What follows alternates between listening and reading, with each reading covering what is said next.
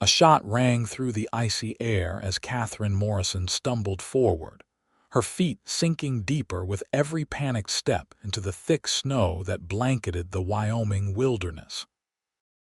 The year was 1883, and what had begun as a routine stagecoach journey to visit her aunt in Cheyenne had turned into a desperate fight for survival. Catherine's lungs burned with each frigid breath as she pushed onward, the hem of her woolen skirt now soaked and heavy. Behind her, she could hear the angry shouts of the Blackwell Gang, notorious outlaws who had ambushed the stagecoach 2 miles back, killing the driver and the only other passenger, an elderly gentleman who had tried to protect her. There she is. The harsh voice of Silas Raid, the gang's leader, carried through the trees. Don't let her get away. Catherine didn't dare look back. With trembling hands, she hitched up her skirts higher and pressed on through the snow drifts that reached nearly to her knees. The heavy leather satchel containing her life savings $500 that represented 2 years of work as a schoolteacher in St. Louis bounced painfully against her hip. The snowfall had begun again, thick flakes swirling around her like a veil. In some ways, it was a blessing, obscuring her tracks and making it harder for the outlaws to follow. But the same snow was slowly stealing her strength, each step more difficult than the last. A branch snapped nearby. Catherine ducked instinctively behind a large pine tree, pressing her back against the rough bark as she tried to quiet her ragged breathing. She could see them now, 4 men trudging through the snow, their faces ruddy with cold and exertion. Each carried a rifle, and Silas had a revolver in his hand. She couldn't have gone far, another man said, a tall, wiry outlaw with a scar running down his cheek. Not in this snow, not a city girl like that.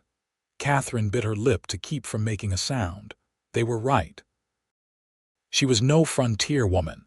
She'd spent her life in cities and towns. The wilderness was as foreign to her as the moon, and in this bitter cold, with night approaching, her chances of survival were slim even without the outlaws hunting her. She waited until they had moved past her hiding spot before continuing in another direction, deeper into the forest.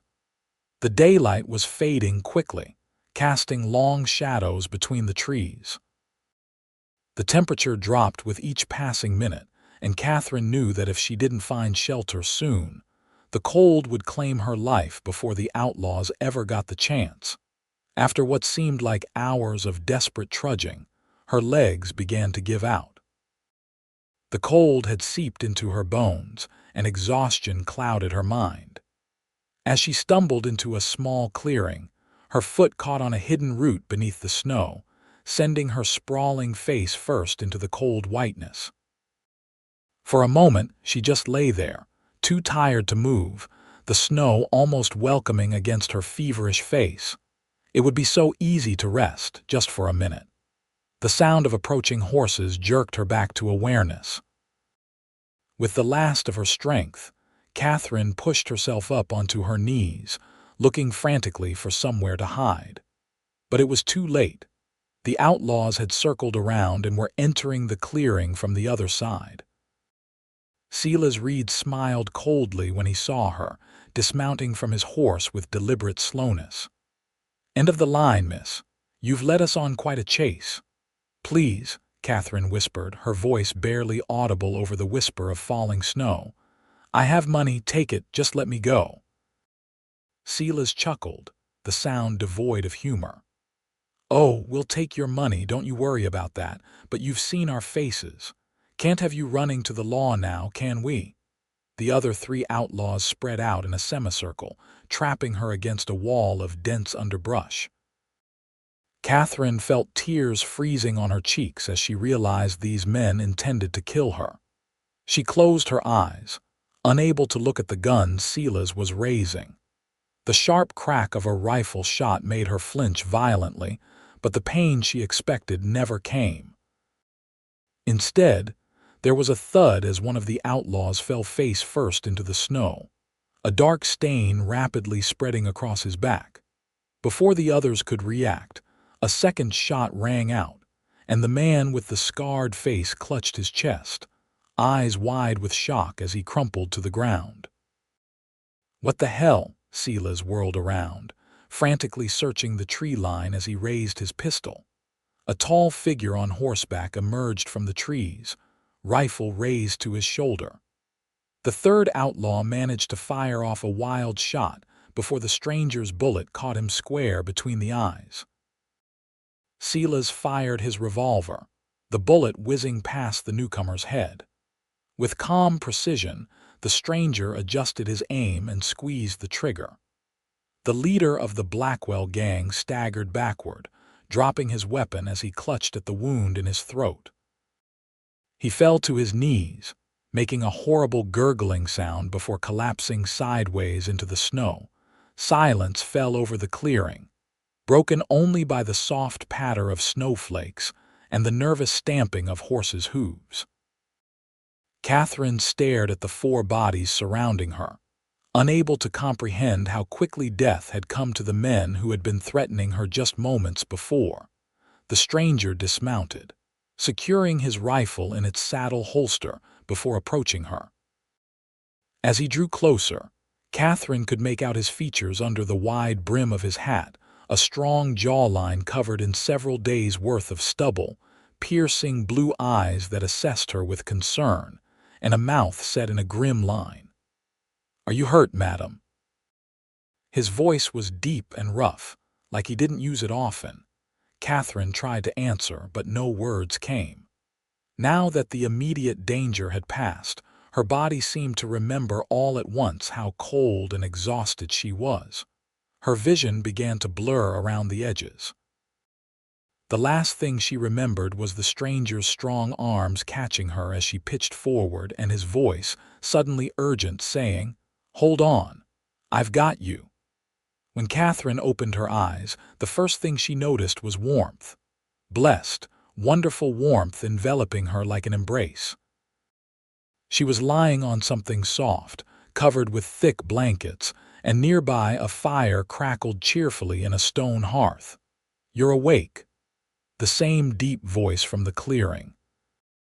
Catherine turned her head to see the stranger sitting in a wooden chair a few feet away, whittling something with a small knife. In the firelight, she could see him more clearly. He was younger than she'd first thought, perhaps 30 or so, with dark hair that curled slightly where it touched the collar of his flannel shirt. "Where am I?" Her voice came out as a croak, her throat dry and painful. The man set down his whittling and moved to pour water from a pitcher into a tin cup. "My cabin. Name's Preston Xavier. Folks just call me Prees. You've been sleeping for nearly 18 hours.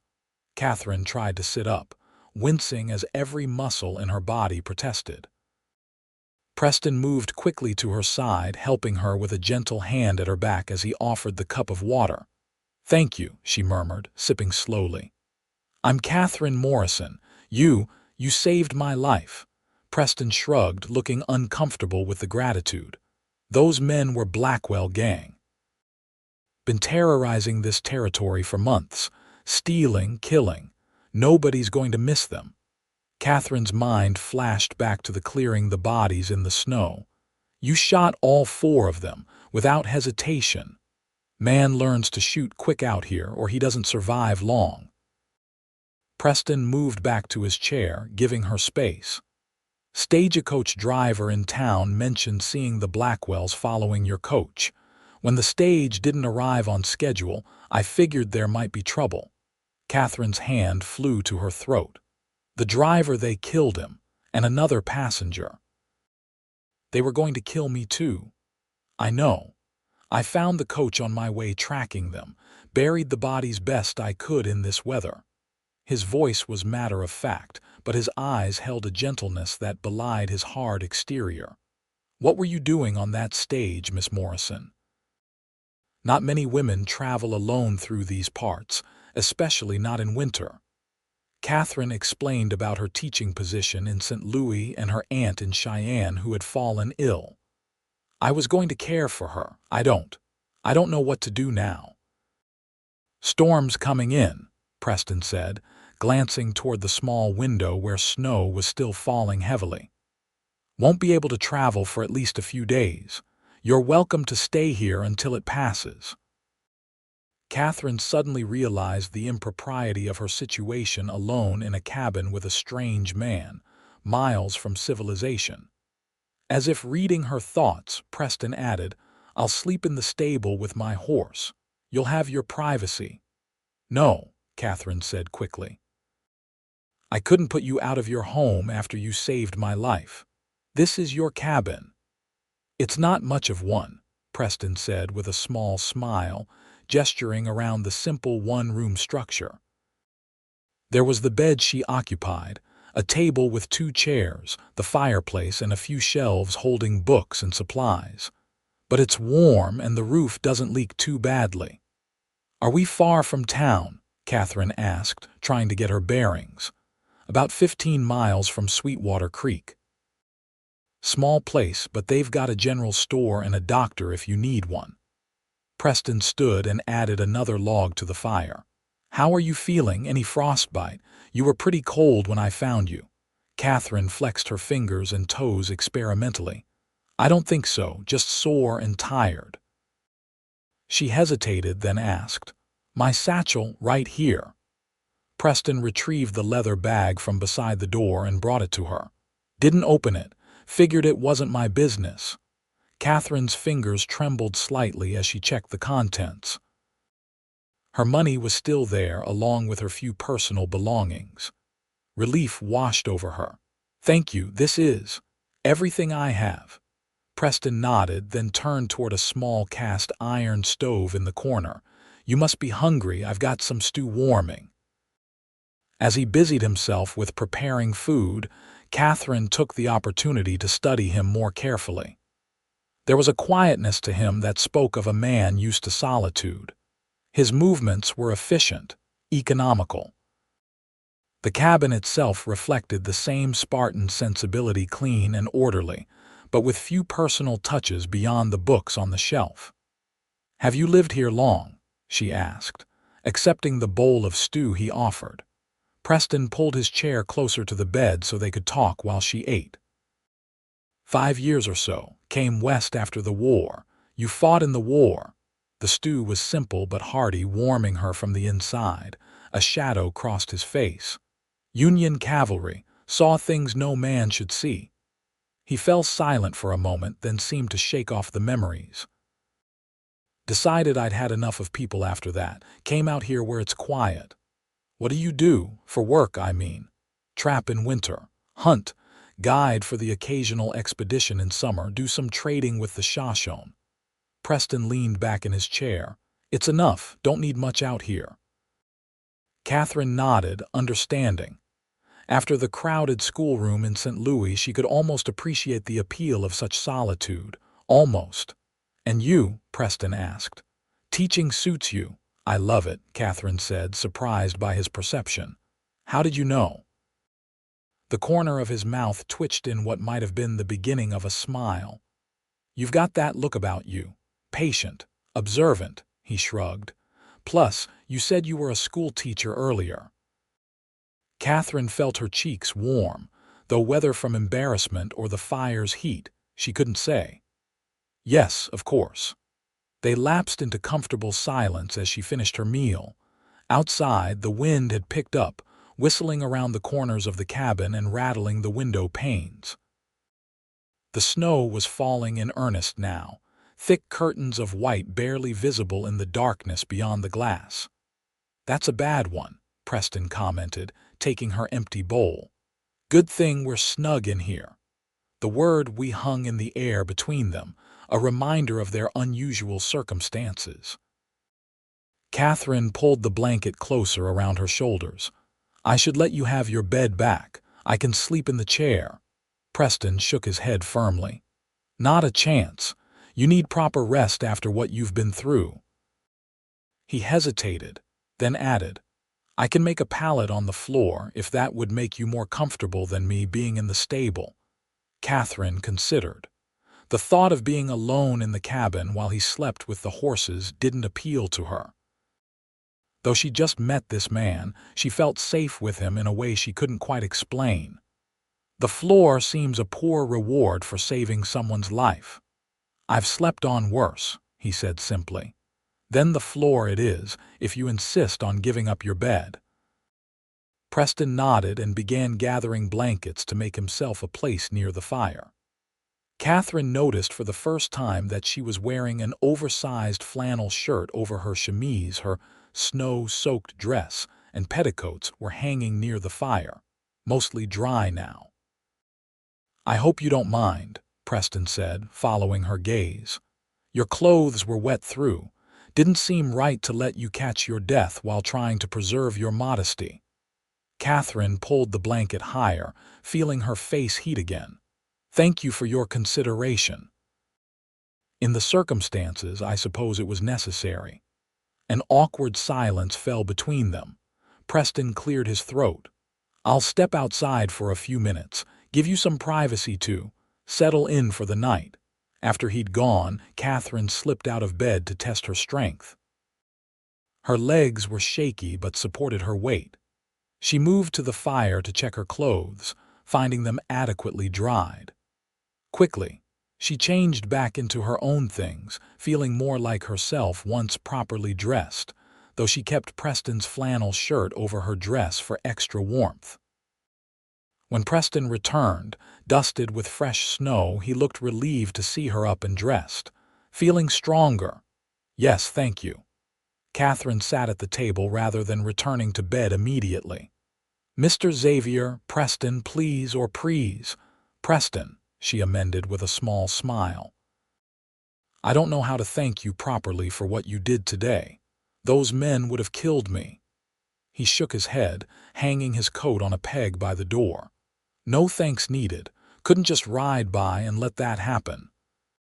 He sat across from her at the table, his large frame making the small chair look almost comically undersized. "Nevertheless, I owe you my life. I won't forget that." Catherine glanced around the cabin, seeing it with new eyes. "It must get lonely out here sometimes." Something flickered in Preston's gaze. "You get used to it. After a while, the quiet becomes a friend rather than an enemy." "No family?" Catherine asked, then immediately regretted her boldness. "I'm sorry, that's not my place to ask." "It's all right," Preston said. "Had folks in Pennsylvania." "Both gone now. No wife, no children, just me and Thunder, that's my horse." Catherine smiled at that. "A good companion, I'm sure. Loyal, at least, doesn't talk much, which suits me fine most days." Preston's expression softened almost imperceptibly. "What about you?"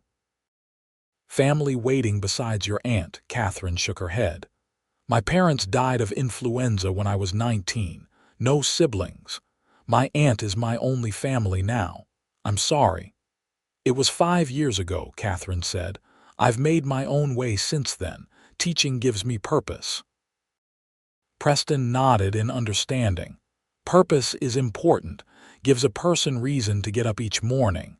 "And what's your purpose, Preston Xavier?" The question slipped out before Catherine could stop it. He looked momentarily startled, as though no one had asked him such a thing in a very long time. "Survival, I suppose, though that seems a poor answer." "Not at all," Catherine said gently. "Survival is the most fundamental purpose there is." Preston held her gaze for a long moment, something unreadable in his blue eyes. Then he stood abruptly. "You should rest. Tomorrow will be soon enough for more talking." Catherine didn't argue. Despite having slept for nearly a day, she was tired again, her body still recovering from her ordeal. She returned to the bed while Preston arranged his pallet on the floor, keeping a respectful distance. As she settled under the blankets, Catherine watched Preston bank the fire for the night. There was something comforting about his presence, this quiet, capable man who had appeared like an avenging angel just when she needed him most. "Good night, Preston," she said softly. He paused in his task, glancing over at her. "Good night, Miss Morrison." Catherine, she corrected. Please call me Catherine. A ghost of a smile touched his lips. Good night, Catherine. The wind howled outside, but inside the cabin, Catherine felt safer than she had in a long time. She closed her eyes and drifted into a peaceful sleep, untroubled by dreams of outlaws or snow-filled clearings. The storm raged for 3 days, confining them to the small cabin. What might have been an awkward situation slowly transformed into a comfortable routine. Preston proved to be a competent cook with limited supplies, and Catherine helped where she could, mending a tear in his spare shirt and reorganizing his meager collection of books. They talked more freely as the hours passed. Catherine told him about her students in St. Louis, the challenges and joys of teaching children from varied backgrounds. Preston spoke of his life in the mountains, encounters with bears and mountain lions, the changing seasons, the silent beauty of winter mornings.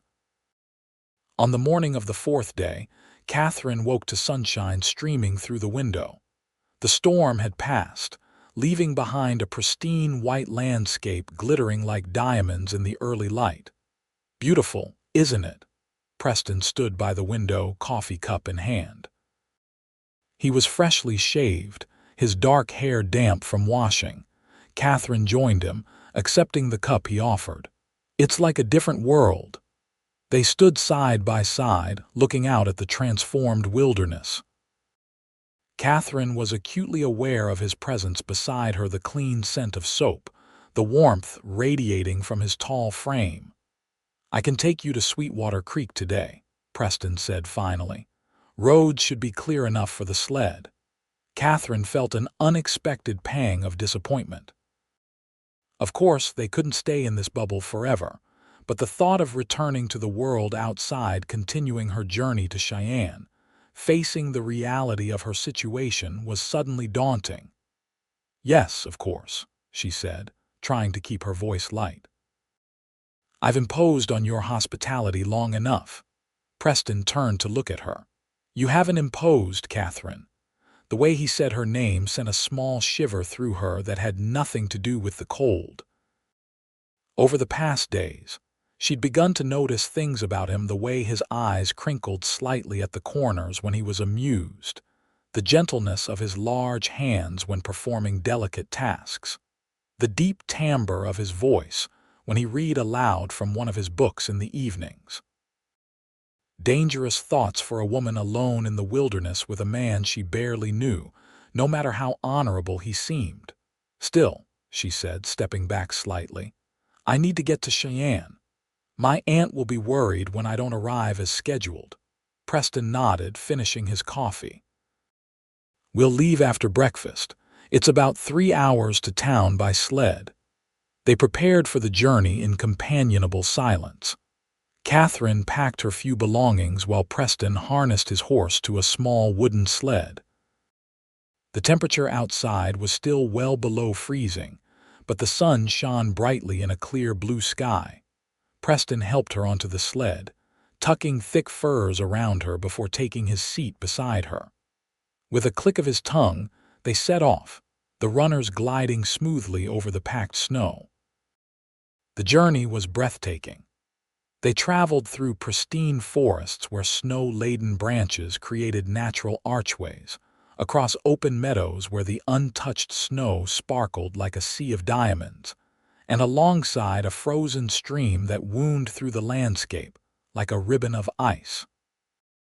I've never seen anything so beautiful, Catherine breathed, her words forming small clouds in the cold air. Preston glanced at her, something soft in his expression. City folk often miss this, too busy looking at what man has built to see what God created. I don't think I could ever tire of this view, she admitted, even with the cold, the isolation, the danger. There was genuine curiosity in his voice. Catherine considered his question seriously. The cold is manageable with proper clothing and shelter, the isolation. She hesitated. That would be harder, I think. I'm used to being surrounded by people, children, colleagues, neighbors. And the danger. Life has danger everywhere, Catherine said thoughtfully. Different kinds, perhaps, but it's never truly safe. At least out here, the dangers are honest ones. They don't pretend to be something they're not. Preston looked at her with new appreciation. That's a wise way of seeing it. They fell silent again, each lost in their own thoughts as the sled carried them closer to civilization. Catherine found herself treasuring these final moments of peace before they reached town, where her ordeal with the outlaws would become public knowledge and decisions about her future would need to be made. As they crested a hill, Sweetwater Creek came into view in the valley below, a small cluster of wooden buildings with smoke rising from chimneys, nestled against the backdrop of snow-covered mountains. It was larger than Catherine had expected from Preston's description, with what appeared to be a main street lined with businesses. Not much compared to St. Louis, Preston said, noting her interest, but it serves the needs of folks around here. Has a telegraph office where you can send word to your aunt. They descended into the town, the sled's runners making a soft shushing sound against the snow-packed street. People paused in their activities to watch them pass, curious about the newcomers.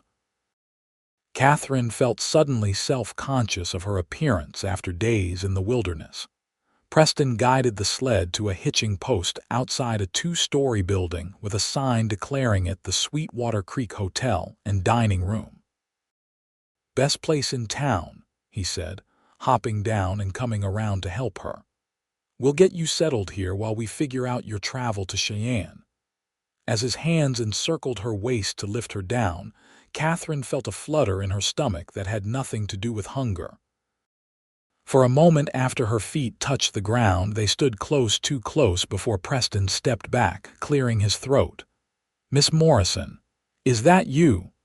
A female voice called from across the street.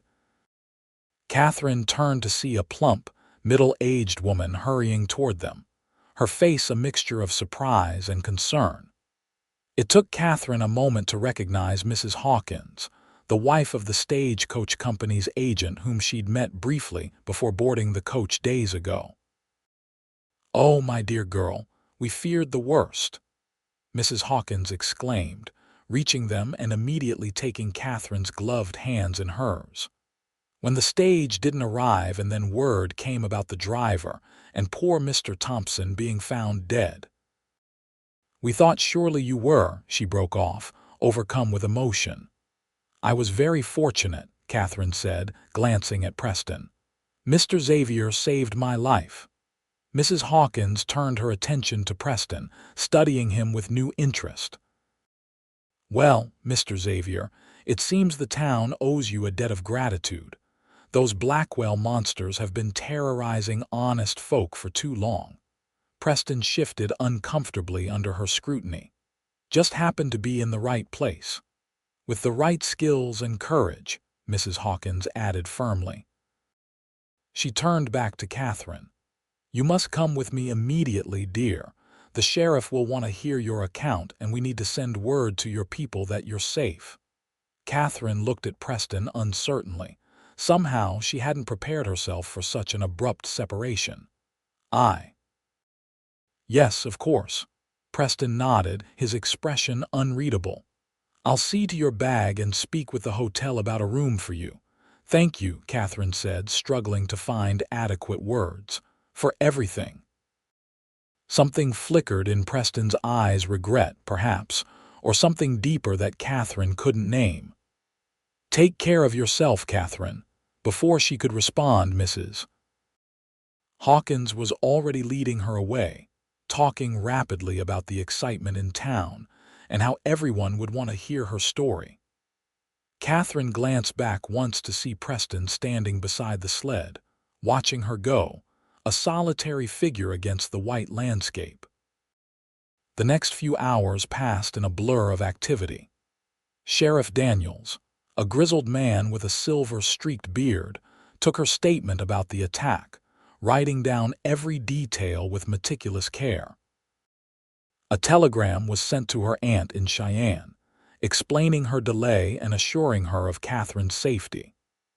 Mrs. Hawkins insisted on taking her to the town's small dress shop to purchase a few necessities, refusing to hear of Catherine paying for them herself.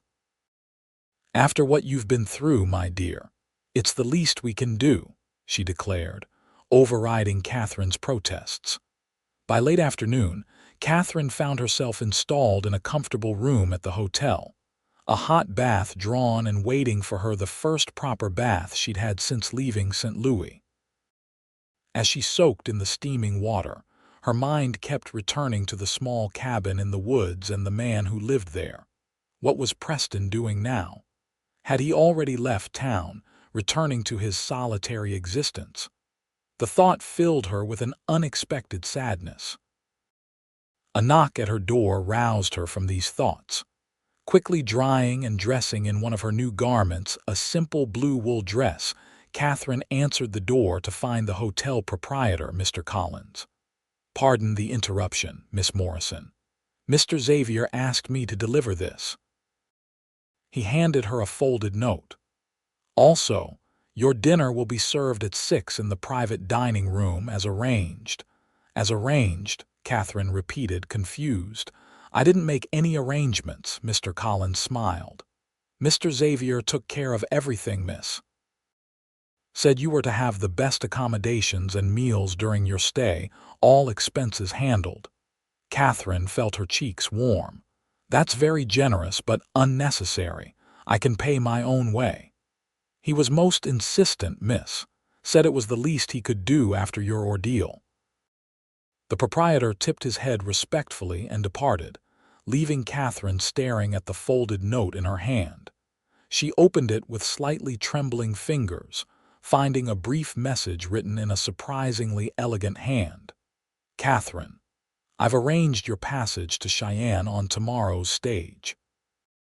The sheriff assures me the road is clear, and they'll have armed guards after what happened. Your room and meals at the hotel are taken care of. If you need anything, I'll be at Thornton's livery until morning." Preston Catherine read the note twice, trying to decipher the emotions behind the formal words.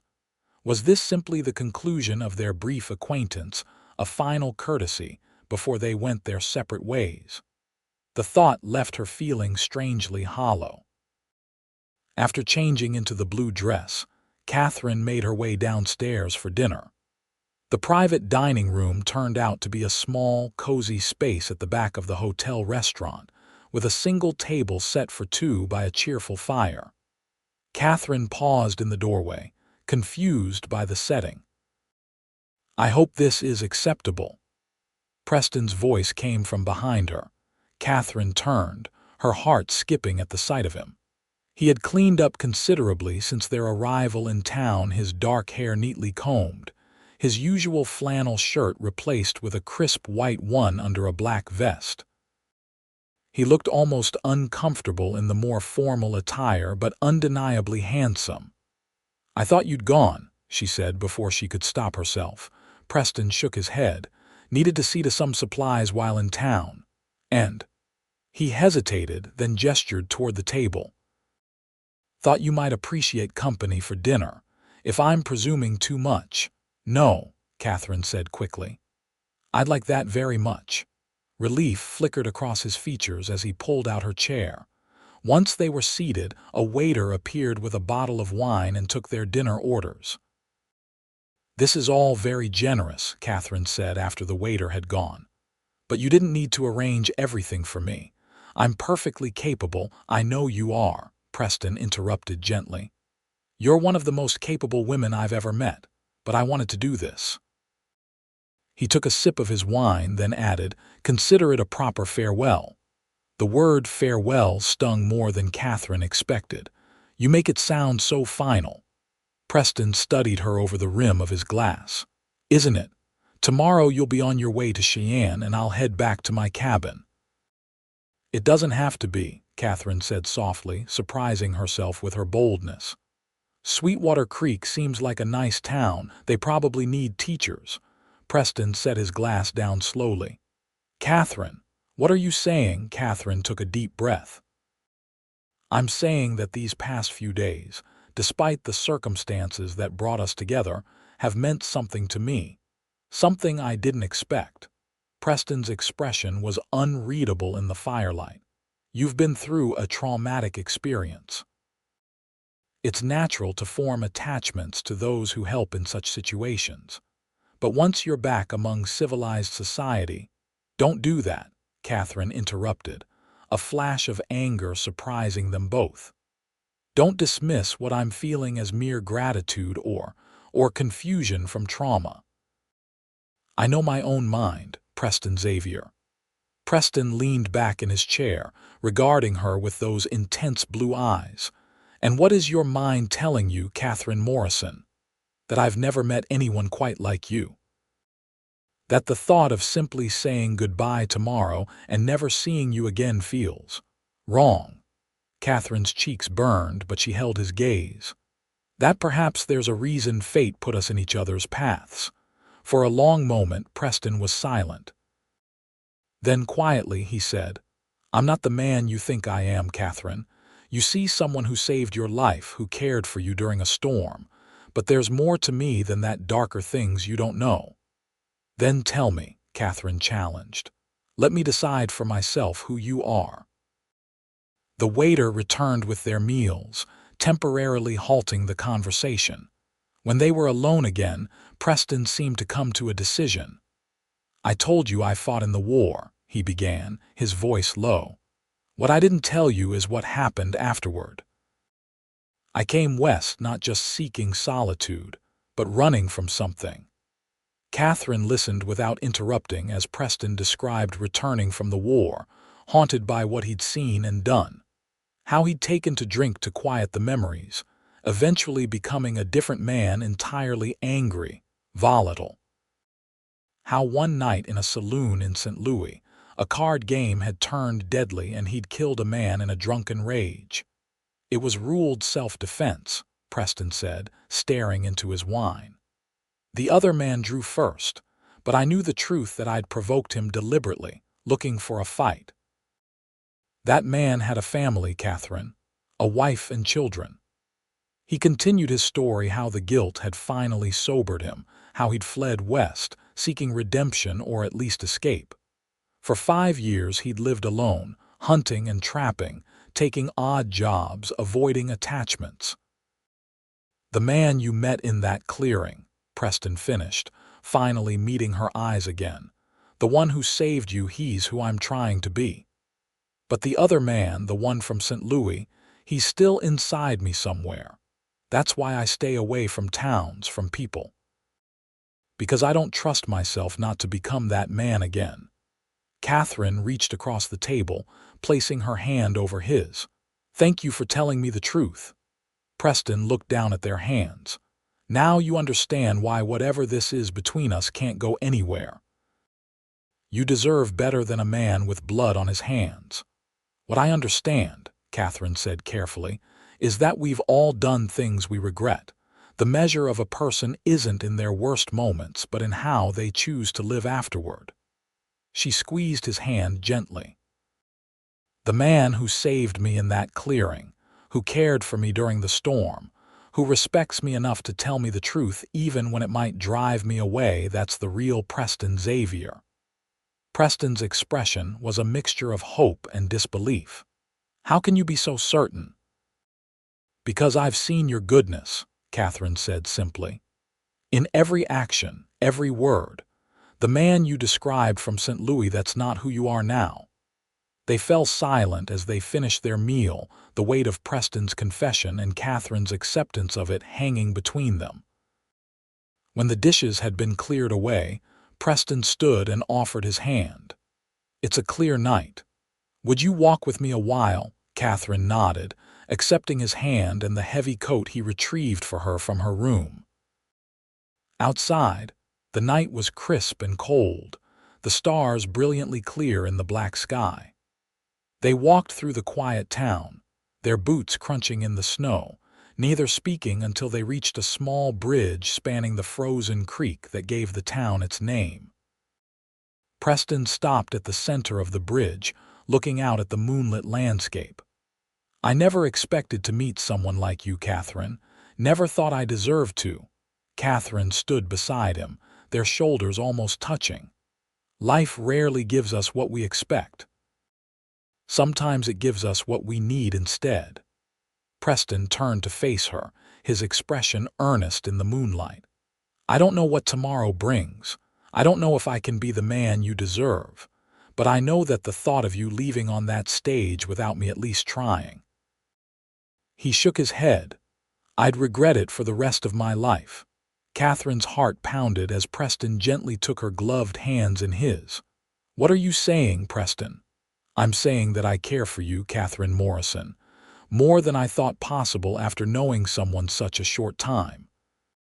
And if you're willing, I'd like to see where this might lead." Catherine felt a smile bloom across her face. "I'm willing."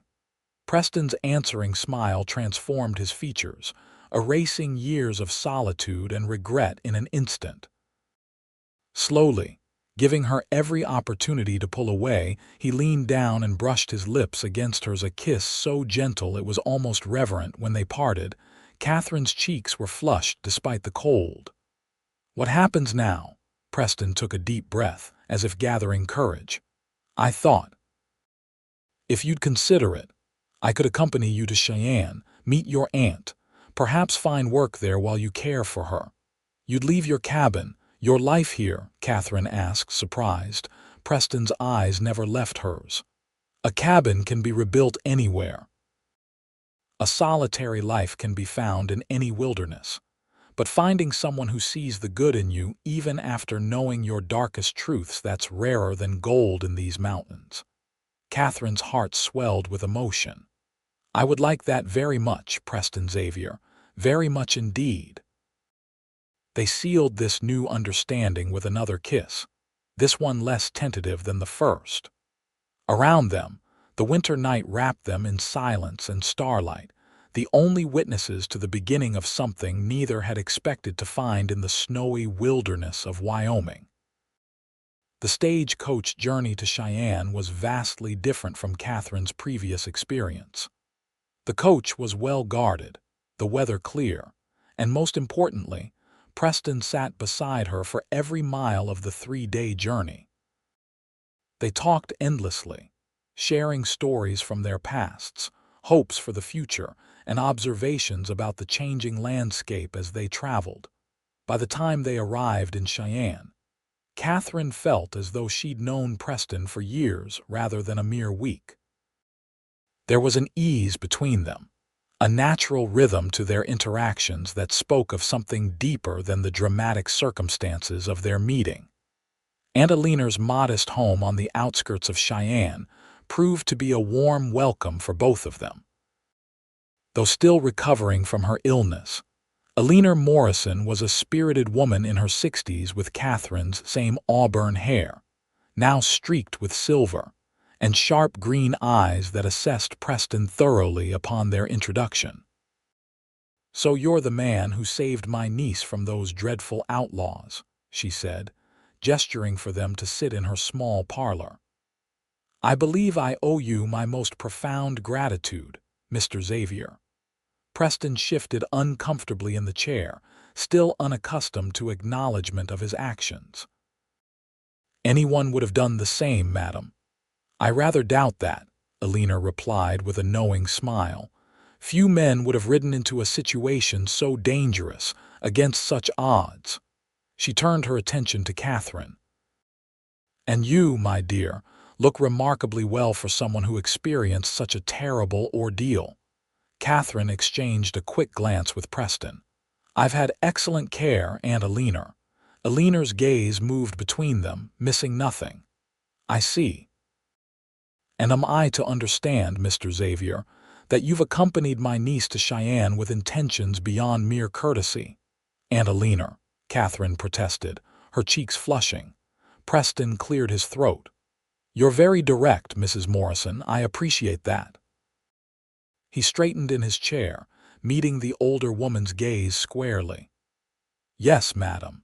My intentions toward your niece are honorable. We've known each other only a short time, but I care for Catherine deeply. I hope, with your blessing, to court her properly while here in Cheyenne." Alina studied him for a long moment, then nodded approvingly. "Forthright and honest, good qualities in a man," she smiled at Catherine. "And I can see my niece returns your regard. You have my blessing, Mr. Xavier, though Catherine is quite capable of making her own decisions." "Thank you, Aunt," Catherine said, relieved by her aunt's easy acceptance. "Now," Alina continued briskly, "to practical matters. Catherine will naturally stay here with me. As for you, Mr. Xavier, I've already arranged lodgings at the boarding house on Pine Street," Preston assured her. "And I'll be looking for work starting tomorrow." "What sort of work do you seek?" Alina inquired. Preston hesitated. "I have experience as a trapper and guide, but those skills aren't much use in a city. I was thinking perhaps the livery stable or freight company." Alina tapped her fingers thoughtfully against her chair arm. "My neighbor, Mr. Jameson, mentioned just yesterday that his son is looking for a partner in his carpentry business. Are you handy with tools, Mr. Xavier?" "Yes, madam. Built my cabin myself. Done some furniture making over the years when supplies allowed." "Excellent. I shall introduce you tomorrow." Alina rose from her chair with deliberate care, still weak from her illness. "Now I find I need to rest. Catherine, show Mr. Xavier out, would you, dear?" After Alina had retired to her bedroom, Catherine walked Preston to the front door. "She likes you," she said with a smile. Preston looked skeptical. "You think so? I know so. Aunt Alina doesn't suffer fools or dishonest men. If she didn't approve of you, you'd know it immediately." Preston took Catherine's hand, his expression turning serious. "I meant what I said about courting you properly, Catherine. I know things between us have been unusual from the start, but I want to do right by you now." Catherine squeezed his hand, touched by his sincerity. "I would like that. Though I hope proper courting still allows for some time alone together. I've grown rather fond of our conversations." A smile tugged at Preston's lips. "I think we can manage that." He hesitated, then leaned down to place a gentle kiss on her forehead. "Until tomorrow, then." Catherine watched him walk away down the snowy street, his tall figure silhouetted against the setting sun. An unexpected happiness filled her heart, so different from the fear and uncertainty she'd felt just a week ago when fleeing through the snow. The following months transformed both their lives in ways neither could have anticipated. Preston's skill with woodworking impressed Nathan Jameson, and he was quickly offered a partnership in the growing business. Catherine, once her aunt had fully recovered, took a position teaching at Cheyenne's school, where her experience and innovative methods earned her the respect of both students and parents. They courted properly, as Preston had promised Sunday dinners at Aunt Alina's, walks through town when weather permitted, picnics by the lake in spring when the snow finally melted. Preston even escorted Catherine to the spring social, surprising everyone, including Catherine, with his hidden ability to dance a respectable waltz. Their courtship wasn't without challenges. Preston's nightmares occasionally returned, leaving him withdrawn and quiet the next day. Catherine's independence sometimes clashed with his protective instincts, leading to spirited debates that occasionally became arguments. But each disagreement ultimately strengthened their understanding of each other, building a foundation of honesty and respect. By early summer, Preston had saved enough from his work to purchase a small plot of land just outside Cheyenne, near enough to town for convenience, but far enough for the privacy they both valued. On a warm June evening, he took Catherine to see the property, leading her through a meadow bright with wildflowers to a spot overlooking a small stream. "What do you think?" he asked, watching her face as she took in the view. "It's beautiful," Catherine said sincerely. "Perfect for a home." Preston took both her hands in his expression earnest. "That's what I was hoping you'd say." He took a deep breath. "Catherine Morrison, these past months have been the happiest of my life. You've shown me that a man can leave his past behind, that he can become someone better than he was." Catherine felt tears welling in her eyes as Preston continued. "I love you, more than I thought it was possible to love another person. And if you'll have me, I want to build a home here, our home. Together." He reached into his pocket and withdrew a simple gold ring with a small pearl set in the center. "Will you marry me, Catherine?" Catherine's heart felt too full for her chest. "Yes," she whispered, then louder. "Yes, Preston Xavier, I will marry you." Preston's face broke into a radiant smile as he slipped the ring onto her finger. Then he was lifting her off her feet, spinning her around as they both laughed with pure joy. They were married in September, with Aunt Alina beaming proudly in the front pew of Cheyenne's small church. The ceremony was simple but heartfelt, attended by the friends they'd made in their months in the town, Preston's business partner, and his family, Catherine's fellow teachers, neighbors who had welcomed them into the community. By the time snow began to fall again in November, their small house on the edge of town was complete, a sturdy two-bedroom structure built with Preston's own hands, with large windows that let in the morning light, and a stone fireplace that kept them warm through the Wyoming winter nights. On the first anniversary of their fateful meeting, Preston surprised Catherine with a special gift, a finely crafted wooden box with intricate carvings of pine trees and mountains on its lid. "Open it," he urged, watching her face with anticipation. Inside, Catherine found a leather-bound journal. Opening it, she discovered Preston's elegant handwriting filling the first page. "To my beloved wife Catherine, 1 year ago today, I found you in the snow and my life changed forever. This journal is for our story, past, present, and future. May we fill it with memories as beautiful as you have made my life. With all my love." Preston. Tears filled Catherine's eyes as she looked up at her husband. "It's perfect," she whispered, reaching to caress his face. "Thank you." Preston caught her hand, pressing a kiss to her palm. "I have something else to tell you," he said, his voice low with emotion. "Something I've been thinking about." Catherine looked at him questioningly. "I've been corresponding with the territorial governor," Preston explained, "about the possibility of establishing a school for Shoshone children, with teachers who respect their culture while helping them learn what they need to navigate the changing world." Catherine's eyes widened. "Preston, that's a wonderful idea. There's land available near the reservation border. If we could get support from the territorial government and find the right teachers." He paused, watching her carefully. "Teachers like you, Catherine, if you were interested." "You want us to move, to start a school together?" Catherine asked, her mind racing with the possibilities. Preston nodded. "Only if it's something you want to. I know you love teaching here in Cheyenne, and we've built a good life. But I keep thinking about how much knowledge is being lost, how many children aren't getting the education they deserve because white society doesn't value their ways." Catherine felt a surge of pride and love for this man who continued to surprise her with the depth of his compassion. "I think it's a magnificent vision, Preston. Challenging, certainly, but so worthwhile."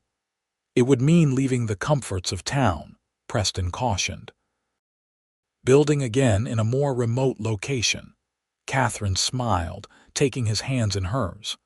"I seem to recall adapting quite well to remote cabin life once before." Preston laughed, pulling her into his embrace.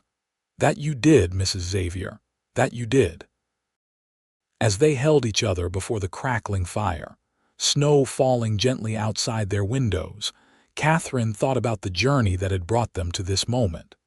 From terrifying danger to profound love, from strangers to partners in every sense. "I have something to tell you too," she murmured against Preston's chest, He pulled back slightly to look at her face. "What is it?" Catherine took his hand and placed it gently on her stomach. "By this time next year, our family will have grown by one." Preston's expression transformed from confusion to wonder in an instant. "A baby. We're going to have a baby," Catherine nodded, laughing as Preston lifted her carefully and spun her around the room. When he set her down, his eyes were wet with tears of joy. "I love you, Catherine Xavier," he whispered, resting his forehead against hers. "You and our child." "And I love you," Catherine replied. "My cowboy hero." Preston smiled at the playful nickname. "I was just in the right place at the right time." "No," Catherine said softly, serious now. "You were exactly where you were meant to be. We both were." As the fire crackled and snow continued to fall outside, they held each other close, two souls who had found each other against impossible odds. From a moment of violence and fear had bloomed a love that would continue to grow, bringing new life and hope not just to them, but to the community they would build together in the years to come. By the spring of 1885, their son James Xavier was born, a healthy, robust baby with his father's blue eyes and his mother's determined spirit. By summer, their plans for the school were taking shape, with support from both government officials and tribal leaders who recognized the value of education that honored both cultures. Life would continue to present challenges: harsh winters, political obstacles, occasional tensions between settlers and native populations. But Catherine and Preston faced each difficulty together, their bond strengthened by the memory of that snowy day when a woman fleeing for her life had found not just safety, but a future she could never have imagined. Their love story, begun in danger and desperation, continued to unfold across the Wyoming territory, a testament to the unexpected ways that fate can intervene, bringing together two souls meant to find each other, even across the vast wilderness of the American West. In the years that followed, the Xavier family grew with the addition of twin girls, Margaret and Elizabeth, 3 years after James was born. Their school flourished, becoming a model for education that respected and preserved native cultures while preparing children for the changing world. Preston's woodworking skills were put to use creating beautiful, functional buildings and furniture, while Catherine developed innovative teaching methods that combined traditional Shoshone knowledge with academic subjects. Together, they built not just a family and a school, but a bridge between worlds, a legacy of understanding and respect that would continue long after the snow had melted from the spot where they first met, where a woman fleeing outlaws through deep snow drifts had found not just a rescuer, but a partner for life. And on cold winter nights, when snow blanketed their world in white silence, Catherine and Preston would sometimes stand together by the window, his arm around her waist, her head resting on his shoulder, and remember how a moment of terror had led to a lifetime of love, proof that even in the harshest wilderness, the most beautiful beginnings can take root and flourish.